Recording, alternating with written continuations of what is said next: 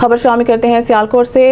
हवस परस्ती का अंजाम, खवातीन को हरासा करने वाला मुलजिम अपनी ही जल्दबाजी का शिकार होकर मर्दानगी से महरूम। गुज़िश्ता रोज थाना सदर के इलाके चाइना चौक पर सरूर रोड की एक गली में अफसोसनाक वाक़या पेश आया।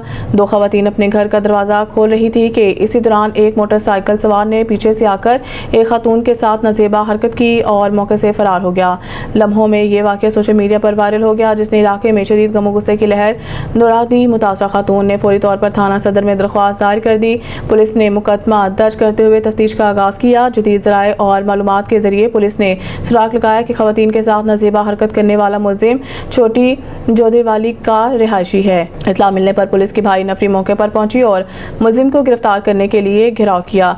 इस दौरान मुलजिम ने अपनी जेब से पिस्तौल निकालने की कोशिश की, लेकिन जल्दबाजी और खौफ के बायस ट्रिगर दब गया और गोली अपने ही जिस्म पर चल गई।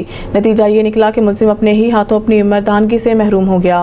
पुलिस ने इसे जख्मी हालत में गिरफ्तार किया और फौरी तौर पर तिबी इमदाद के लिए अस्पताल मुंतकिल कर दिया। मुलजिम के खिलाफ मुकदमात की मज़ीद तफ्तीश भी जारी है। ये वाक़या एक बार फिर याद दहानी है कि खवातीन को हरासा करने वाले अफराद का अंजाम हमेशा जिल्लत और बर्बादी की सूरत में ही निकलता है।